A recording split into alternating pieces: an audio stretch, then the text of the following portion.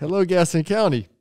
Welcome to episode number 119 of Gaston's Great, a podcast highlighting some of the great things happening in and around Gaston County. I'm your host, Stephen Long. We are coming to you once again from the international headquarters of GSM Services. We simply believe in discussing more of the reasons why Gaston's great. We're highlighting another great organization and event this week as we highlight the Fossil Fair happening soon at the Schiele Museum of Natural History and Planetarium. We have Nathan Chapman with us on the mic, but we also have Tiffany Stewart back there behind the camera and lurking. Lurking's a good good description. So Nathan is the Farm and Fossil Program Specialist, and Tiffany is the Marketing Coordinator. Nathan and Tiffany, partially, it's great to have you back on, and welcome to the podcast. Oh, yeah. Thank you for having us back. And just to go ahead and warn our listeners, we have Amy Anderson on the controls today for the first time in about 200 episodes. We haven't had 200 episodes, but it's been a while. So we had some opportunities before we started recording. But I'll just leave it. I'll leave it at that. So, as usual, we're going to get right to it. So, Nathan, if you don't mind, I know I also mentioned that Nathan and Tiffany were on episode, I think it was episode 64, maybe. I'm going off of memory. I looked it up yesterday, but I forgot to look it up again this morning, talking about some of the things happening at the museum. And so they're back. But maybe you'll have some listeners who hadn't heard that episode, Nathan. So maybe if you don't mind, just tell us a little bit about yourself again, if you don't mind, and then we'll get right to talking about the Fossil Fair and what's happening at the museum. Oh, yes, definitely. So I'm Nathan Chapman. I am the Farm and Fossil Program Specialist at the Schiele Museum. Did you just make that up today? Pretty much, yeah. Okay. I think I actually added it to one of my emails. Okay. So nice. Recently, so it's official. Yeah, it's official now. Yeah. I have to update my signature so it adds it to every email. Gotcha. Not just the ones that I choose. So got to remember to write that down and do that. But largely, I am a educator at the Schiele Museum, so my main role is teaching and educating. So I'll generally educate several hundred students a week, fossils, rocks, dirt, all kinds of earth science things. But one of my favorite things is fossils. So it's been a passion since I was a child. And fortunately, through the museum, I've got to have some awesome experiences going, and not only teaching about fossils, but learning and discovering fossils for myself. All right, very cool. Yeah, that's some cool stuff. I mean, because when I think of fossils, it's obviously not the only thing, but I mean, dinosaurs, man. Oh, yeah, definitely. Right? I mean, that's the first thing that a man or a boy thinks about for sure. You know what? And I'm going to stop real quick. You know, if Naomi was here, I bet we wouldn't be having this issue with him. I was just playing a little extra background music. You know, wouldn't be bumping into his microphone. She would have had that. She would have had that squared away. Way better. So Nathan, how did you end up at the museum? I don't know.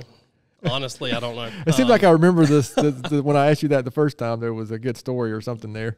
Well, COVID happened right in the hiring process. So, yeah, it seems like I remember something about that. I was doing lots of odd jobs, like landscape maintenance, working at Daniel Stove for a while, putting up Christmas lights pretty much. So I was bouncing around all over the place, just trying to find a place that kind of fit my passion for education as well as plants and just the natural world in general. So I'd been to the Schiele Museum as a child, like regularly every single year. Unfortunately, not to a fossil fair, which in hindsight, I wish my parents would have took me to as a child. But all in all, position came open. I applied, got an interview, and then COVID hit. Shut down the hiring process for like a year and a half, and then I got contacted again, got hired part-time to teach about pumpkins, which is another exciting area of my life that we will not go into today. But hired on for pumpkins and then kind of stuck around and got into all kinds of types of education. So, all right, well, very good. Well, yeah, I mean, I just sometimes there's some interesting stories here, and I also know that last time they were on, I think Tiffany had been with the organization like a week. So that was you're hired. Let's go on a podcast. You know, so that was pretty interesting. So, let's get right to it. So we're focusing on the Fossil Fair. It's something I'm somewhat familiar with because it goes back actually few years, doesn't it? I mean, this is not something that's. This is the 24th. I can't even say. I thought it had been. Wow, did it get skipped any during that crazy COVID year, or? I don't believe we skipped it. I believe it was a Just fossil different. month. Oh, air okay. quotes. Okay. So instead of being one central event, super spreader event where everybody's together, we kind of spread it out over a month. I wasn't around during that time, but Gotcha. I think Okay. fossil themed things for the month of February. Okay. So let's just go ahead and get right into it. Can you just share with our listeners, why you're here today? What is the fossil? I just almost said fossil fuel. I mean, fossil fuel Related, fossil fair, Fossil. So what is a fossil fair? Why is there a fossil fair? Just kind of, anything and everything you want to share about that. All right. So Fossil Fair is going to be February 24th from 9 a.m. to 5 p.m. at the Schiele Museum. And the main focus for our Fossil Fair is just bringing together lots of talented, passionate people that love fossils, geology, gemstones, everything that's kind of under the ground, rocks and things, and bringing them together so that families, enthusiasts, all can come together and kind of like celebrate fossils, learn. You can bring fossils for people like professional paleontologists to actually identify and help you kind of like figure out what you have. Or you can come do all kinds of different activities and actually find your own fossils to take home. So we have fossil material from Colorado, fluorescent Colorado, that everybody can come and like split open and actually find like leaves, fish, insects, all kinds of other fossils from the Eocene. So right after the dinosaurs died out, that time period, we have a mix of all kinds of other fossils in a giant dig pit that you can hop in, dig around, and there's a ridiculous amount of mammal teeth in there as well. So I wish you luck with that because there's a lot of them. Trying to think what else we've got.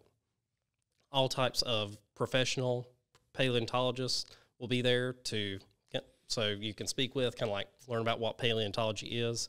We'll have the gemstone mine to actually look for your own gemstones and actually discover them. And the North Carolina Fossil Club, several members from that organization will be here. So they're passionate people from all over the state of North Carolina that have discovered and found their own fossils throughout the state. Okay. And what was the other? Oh, planetarium. That's on the other end of the building. That's the reason I forget it. And we're going to have a special custom-made planetarium show kind of pointing out some of the flaws with the Jurassic Park franchise, but also highlighting the benefits that franchise has actually had to paleontology in general. So would that be like, just obviously it's such a popular and cool movie, especially the first one. I mean, they've all been entertaining, but the first one was just mesmerizing, right? It really was. And so I guess that just brings more awareness of that type of thing and get more people interested in general. Gosh, sorry. Right. So sometimes, entertainment, we can take advantage of, things outside of our control, right, to help with events like this or just the whole world of fossils and paleontology in general. So, right. So why 24? You mentioned you think it's been 24 years. Why a fossil fair? Why is it obviously stayed around and obviously it's a popular event, or people come, or you wouldn't have, the new museum wouldn't be doing it for 24 years. So why do you think it's such a long-standing event, and why does it continue? I feel like it relates two main points. That one, dinosaurs are awesome and cool, and it's also a kind of like a hobby or interest or even a profession that's fairly inviting for everybody from every walk of life. So if you're interested in, gemstones, there's that avenue, not fossils quite, but there's that avenue. But even within the fossil section, like if you're interested in like turtles, you can go and find turtle fossils in the state of North Carolina.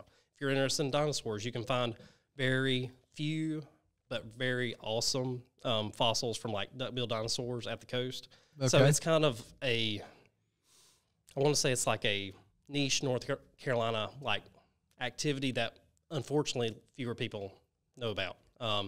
So especially at the coast, there's so many awesome fossils that you can collect, like megalodon teeth. But there's also, I'm trying to remember the name of the park, Green Springs Park, that I actually got to visit. Okay. And you can go wade into the river there and actually scoop up sand. And if you do that for about an hour and a half, you can find maybe a couple hundred shark teeth from the Cretaceous all the way till kind of like, I can't remember the end date, but from the time of dinosaurs up till fairly recent. So you can find all kinds of amazing fossils in the state of North Carolina.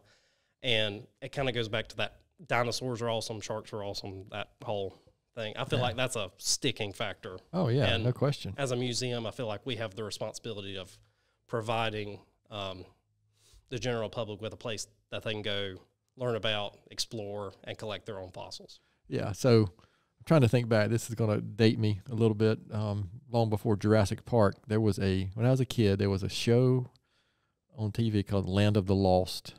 Are you familiar with that? See, I am so old, man. I mean, I was young, so I was, I knew that a dinosaur was going to come and attack Gastonia, right. after watching that show. That's long before your time too, Amy. But if you can go YouTube that. You talk about some awful dinosaur graphics. It's like it's almost like it wasn't the clay action, but it was just you could the stop action, right. But it was really cool stuff. Oh yeah. And then there was a movie made as a with oh god, Will Ferrell was in it, I think. Anyway. Sorry, went down a rabbit hole there. But, again, my point there is that's where the slee stacks came from. You ever heard of slee stacks? I got some friends out there that are listening who are going to know what I'm talking about. But go search on YouTube for Land of the Lost and slee stacks, and you'll see some of the scariest stuff you've ever seen if you're like 6 years old. Okay. So you mentioned North Carolina. What is some typical fossils that might be found in North Carolina that are cool? Okay.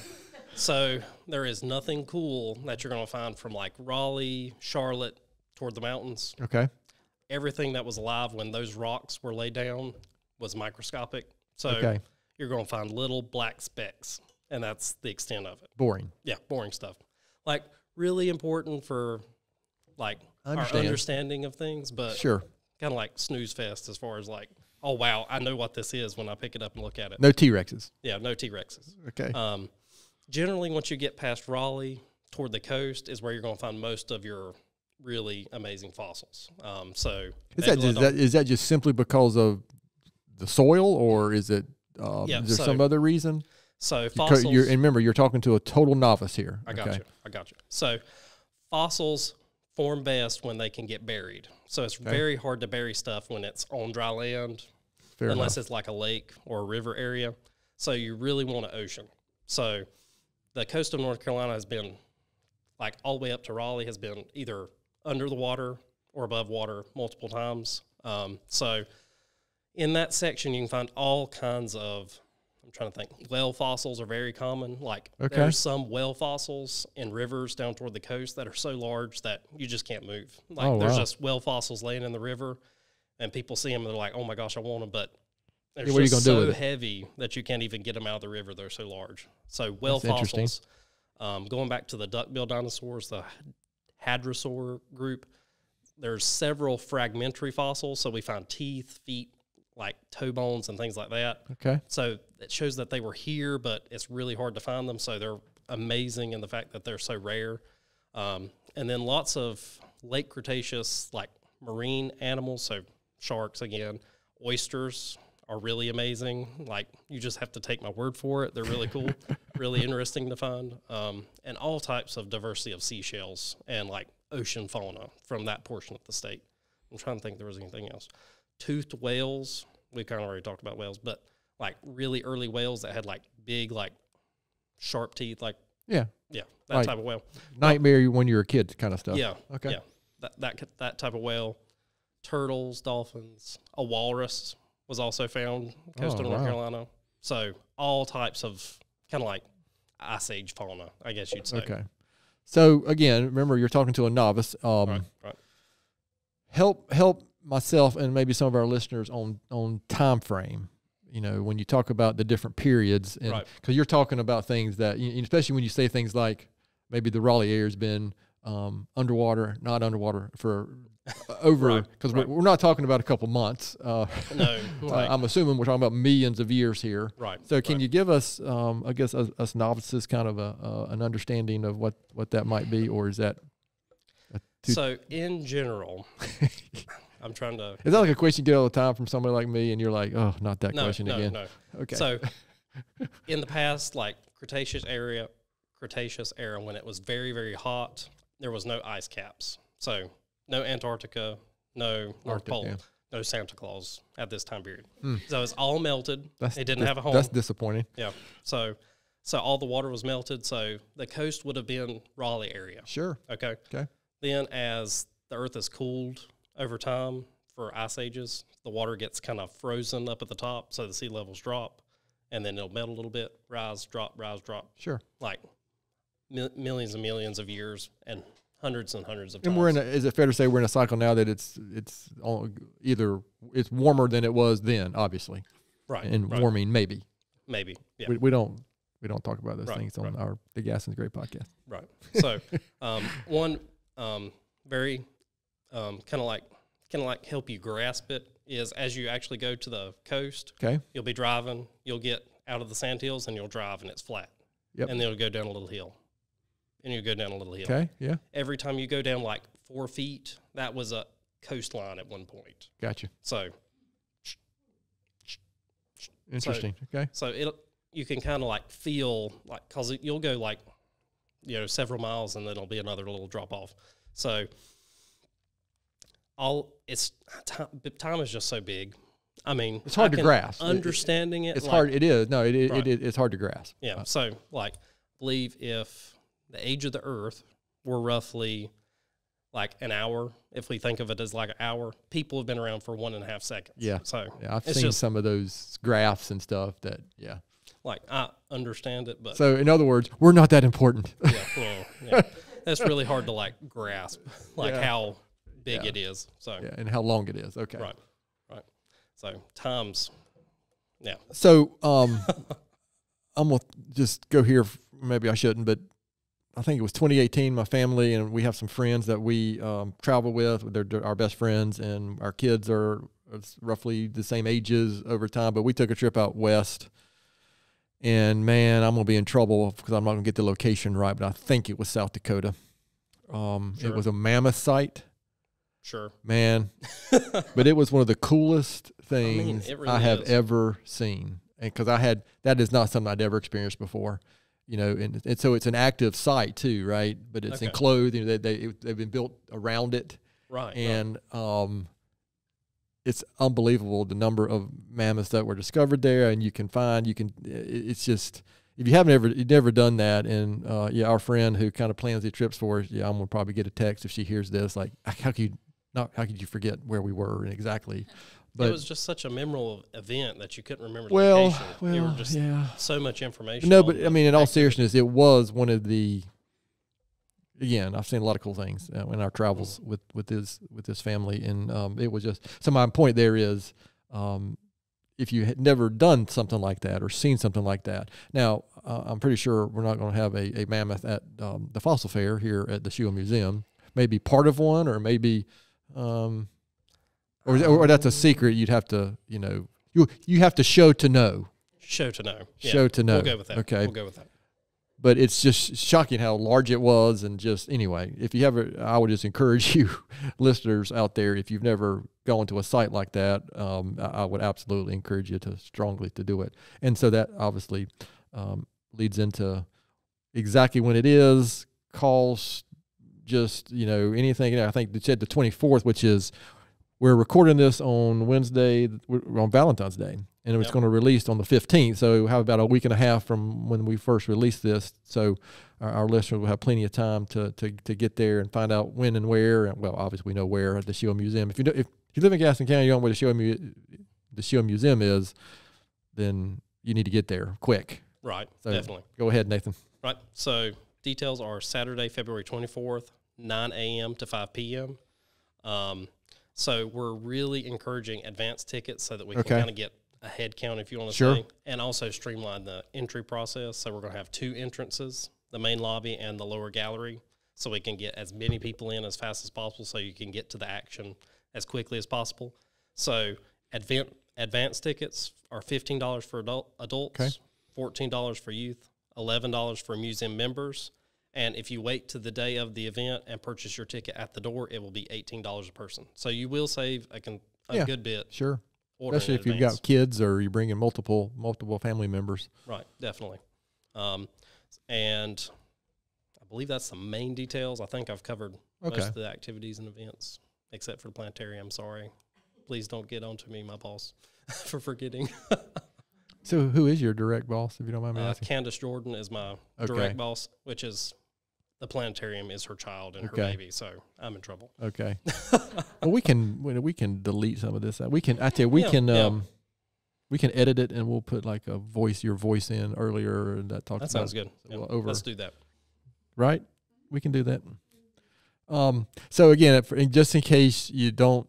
People that might not know, the Schiele Museum is, what's the actual address? I mean, I grew up across the street, so, but it's across from Gaston County Public Library on Garrison Boulevard, beside Greer Middle School, a lot of construction there. So people pull into the main parking lot. There's no parking. Where else can they park? Just for reference. So I believe we have a deal with, trying to think, one of the churches up the street. I can't remember the name. And occasionally a little East Side? Or First Pres? Yes. Okay. First Pres. Yeah. All right. Yeah. So that's the. Yeah, that's just super close. Outgrown our parking lot. So yeah. And that's a positive, right? Definitely. Because I've been to events there. Is one reason I've asked. I've been to events there where it was so crowded, which is a great thing, not a negative. Definitely. But yeah, we had to park. We couldn't park in the main parking lot. Yeah. So that's the main logistical things. Okay. I believe. All right.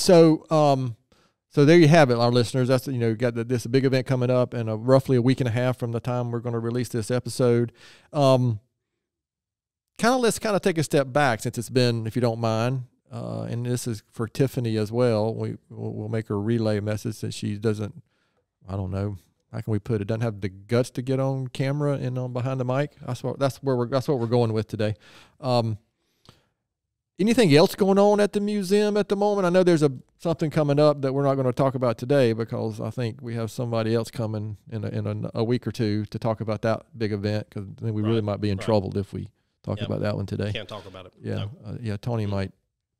I don't want to be on Tony's bad side. No. But anything else going on at the museum at the moment, or is this kind of the big thing? Obviously, there's this seems like always something going on at the museum, right? Or this has largely consumed everything, all of my understood brain area. So I'm all. Anything else, Tiffany, going on that's worth talking about today? There may not be. Oh yeah. So Snakes of the Carolinas, I don't have much information. Again, it's kind of outside of my area, but we do have a new exhibit coming. Correct me if I'm wrong. So new exhibit coming to the North Carolina Hall. So it's kind of the hall that has the cougar on the rock that wags its tail at you occasionally.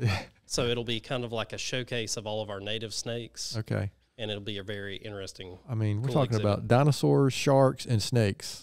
I mean, what else could you want? If you got young kids, man, this has got it going on here. Right. What about okay, that's good. Because I mean, there are, I'm afraid that I grew up here, so I'm afraid that I take the museum for granted, like a couple other things that are probably around here that happens as well. So I'm just going to, especially if you're a longtime resident, not have to be a longtime resident, but if you've never been to the museum, I'm just telling you, it is the gem of Gaston County, in my opinion. I mean, I think I said this last time, maybe you guys are on, or I've had Tony on. Of course, you guys are probably the first 4-time guest. Wow. Yeah, we had Ann on, then we had you guys on, and Tony was talking about the the barbecue exhibit, and that went on forever now. So so y'all got it going on here. So but it's just, it might be more well known outside of Gaston County than within Gaston County. As far as in the museum world, we just and in fact, I'm also in a group F3 that I'm there every single Saturday morning. That's where we meet, is in the parking lot there in the main parking lot behind the museum. So I guess another reason why I would get so used to it, and it's just being such a great asset to here to Gaston County. But in both of your times now that with the museum, you've been there long enough. There's something that stands out that you're most proud of accomplishing or seeing done, or and this is for both of you, and you can shout and Nathan can relay the message, or something that stands out, or is it going to be the Fossil Fair in a week and a half? I'm really excited for the thing that Tony's probably going to be speaking about. Gotcha. So okay. Yeah. That's all I can say.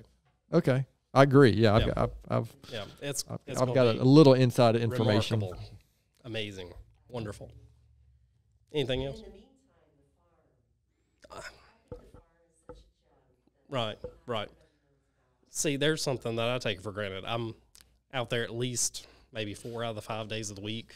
I mean, you are the farm and fossil program specialist. That's one of my favorite places at the museum. I'm biased though. And we did talk a lot about that, but episode 64. But listen, we've picked up a lot of listeners since then for some reason, somehow. So yeah, give us a quick rundown on that if you can. So the farm is kind of a showcase of agricultural history in North Carolina. So it's really focused on kind of like a colonial kind of like settlement originally. And we've currently updated that to encompass all aspects of agriculture. So we have sheep, goats, chickens, can't leave anybody out, pigs, honeybees, cows, turkeys, and rabbits. Did I leave anybody out? I don't believe so. So we have all those live animals that people can come and engage with, like actually see where their food comes from. And we also have a seasonal farm when we're not fighting squirrels that's eating my broccoli and cauliflower currently. So yeah, they're scrounging in the winter sometimes, I bet. Yeah, they do. But we try to grow enough for everybody to have enough for everybody to go around. And also a orchard, and then again, really highlighting those colonial area buildings. Like they're unique, and the way that they're situated, they kind of like meld into kind of like our modern versus historical context that we have going on out there. And I personally really enjoy the space. Again, so families and kids, again, you've got live animals here in Gaston County, right in the middle of the city, frankly. And so we're talking about, again, dinosaurs, sharks, snakes, and live animals. Yeah. I mean, what else could a family with kids and a beautiful nature trail also that I feel like is taken for granted that you can explore.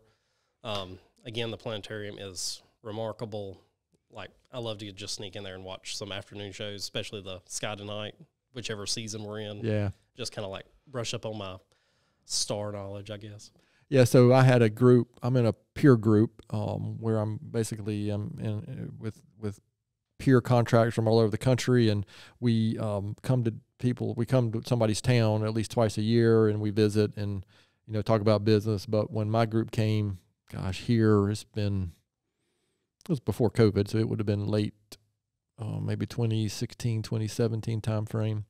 Last time they were here in Gastonia, I took them all to the museum, to show them something unique and special about Gastonia. And of course, I have to admit at the time, planetarium was the highlight. Oh, definitely. So it was really, it was just it's nice to be able to, do that from some individuals who had never been to Gastonia before, or even the Charlotte. Some of them not even the Charlotte area. So, right. Anyway, so I digress there a little bit as well. So before we move on to talk about, we're not going to let Nathan off the hook on these Gaston County questions. But anything we haven't asked that I should have asked, or anything we would need to share about the Fossil Fair, or anything else currently going on at the museum? I can't think of anything, honestly. Okay. Yep. SchieLeMuseum.org.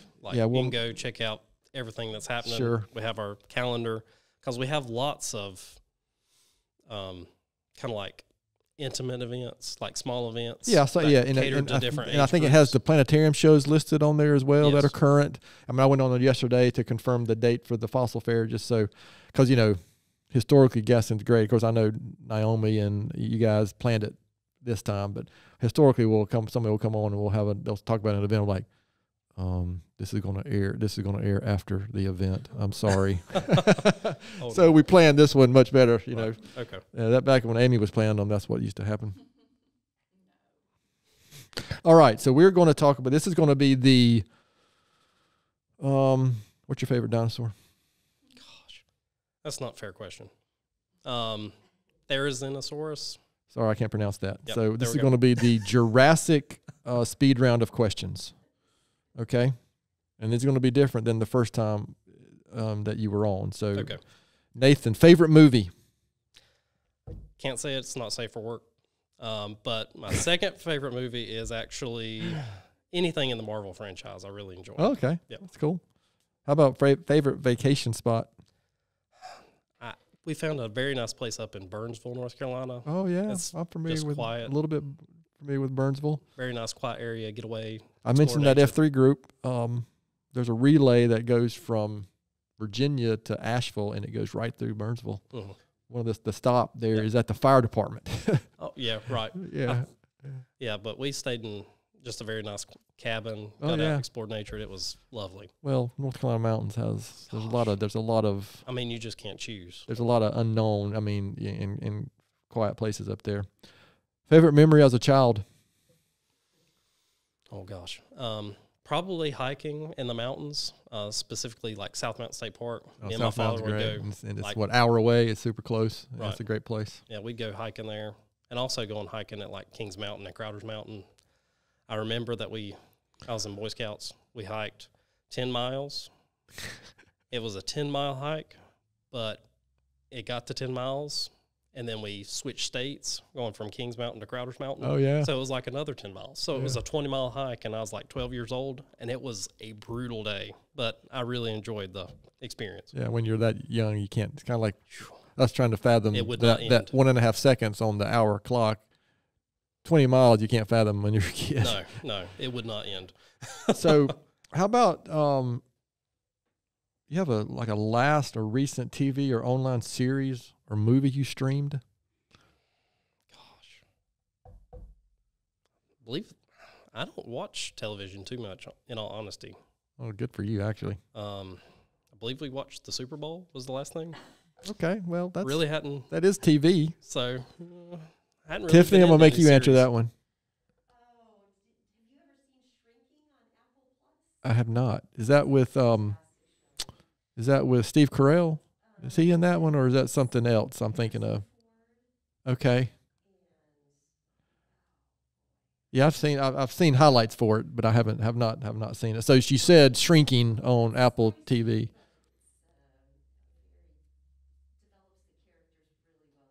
Okay.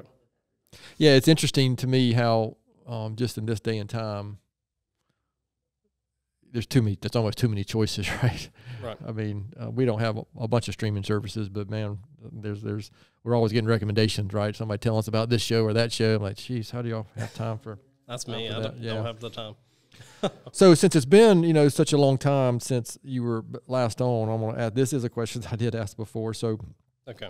recent book or article, blog you might follow, another podcast you might follow, or something that you could share for our listeners? I've been reading The Brothers Karamazov by Okay. Dostoevsky, but it's a very slow read. So Well, I tell you, I don't know if it was a podcast or something, I've recently read that mentioned that. right. I mean, man. I'll warn you, like, I don't remember what that was about. What's the general? I'm still in the depths of it. Okay, It's all right. kind of like it's kind of like a discussion on like human character from what I can tell so far. Understood. Okay, Right. all right. So, but I'm still fairly early in the book. Okay, yeah, but I have heard. That's one of those. I'm like, as soon as you said, I was like, okay, I've heard of that, but I can't recall what triggered that. Right. All right. How about if you could have coffee with one historical figure, who would it be and why? Gosh, just the coffee part got me. I love coffee. Historical figure.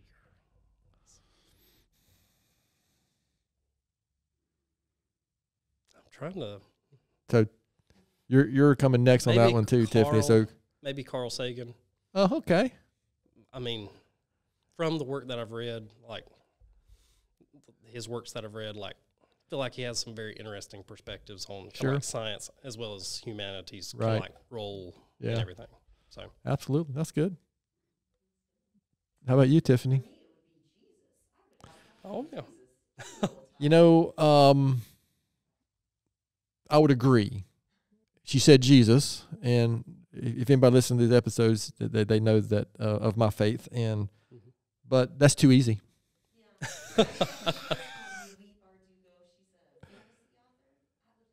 Okay. Okay. So say that again, Lee Bardugo. Okay. I'm not. That's interesting. Yeah, I'm not. Yes. Okay. All right. Very interesting. Right. So she's talking about, I guess, the author of Shadowhunters, and that is a pretty popular show, I believe. Again, I'm not all up on all that stuff. I bet my kids are. All right. So thank you for indulging us on those questions. We, you know, Definitely. especially when we don't share them beforehand. That's like, You did well. Yeah. You know, we used to share those beforehand. Now I'm like, yeah, let's just make them no, sweat Yeah, and- it's good. and make it Stress up is good. make it up as we go along. So Nathan and Tiffany, this has really been good. I appreciate your time. So one more time, let's just reiterate the dates and then the website and everything, so people reiterate where they can go and learn more. Right. So SchieleMuseum.org is where you can go learn about everything that's going on at the Schiele Museum. Fossil Fair will be on Saturday, February 24th from 9 a.m. to 5 p.m. So we've extended the hours from last year. Okay. And advance tickets, you can get them online at SchieleMuseum.org. $15 for adults, $14 for youth, $11 for museum members, and the day of it will be $18 a person to get in the Fossil Fair. And you would encourage those just because of parking and knowing how many, we would encourage everyone, if they can, to do the advance tickets. Definitely. Streamlines the process, lets Sure. everybody in the building a lot faster, Yeah. so everybody can get. And you to have some explore. clue of what to expect, right? Right. All right. Well, listen, Nathan, I appreciate that. Any last words from either one of you before we close this episode out? Don't miss it. Yeah. Yep. Yeah. Listen, this is Reiterate. exciting. That's good stuff. It is. So I am going to finish up with my own book recommendation and my quote or thought for the week, like I typically do. And this happens to be a book that I just finished by Dr. Edith Eva Egger. I hope I'm pronouncing that right. And the name of the book is The Choice. Man, I don't know how many episodes ago, I bet it was really early on, I recommended a book called Man's Search for Meaning by Viktor Frankl, who was Yes. a psychiatrist who survived concentration camps. And but he was already a psychiatrist before the war started. But she was a teenager in Auschwitz and multiple other places. And actually and she became a psychiatrist later in life. But anyway, I'm recommending this book because it was recommended to me by someone that I know. And man, I actually think it's better than Man's Search for Meaning, personally. Wow. Okay. So it's called The Choice. She's got a second one follow-up called The Gift. I haven't read that one yet. But again, I would just encourage you to, if you're interested in that type of stuff, because it gets into her experience and then overcoming it and becoming a psychiatrist to help other people overcome those type of traumas. And, you know, it's just, even however many years it is later now, it's just still hard to believe that something like that could occur. But then hearing these stories of somebody overcoming it is just inspirational. And I took a quote from her as well, and you can look this online. It'll come up if you put this in here. But this is kind of her philosophy on life. But it comes from Dr. Edith Eva Egger. And I tell you what, I checked a couple weeks ago. She's still alive and lives in San Diego, at least from a few weeks ago. I think she's 96 or 97 years old. But she said, "Suffering is universal. Victimhood is optional." Ugh. You know, when I first read that, I was like, I don't know if I like that, because, you know, I like being the victim sometimes. It makes myself feel better. But, you know, we're all going to deal with something along the way. But her point is we can decide, her and Viktor Frankl's point. And I bring up Viktor Frankl too, because she met Viktor Frankl, and he was a inspiration for her to do what she ended up doing with her career. And so anyway, I just think it's interesting that we can decide, even though sometimes we don't want to, we can decide how to react and how to deal with these situations. So Whew, that's a heavy book, though, but it's worth the read.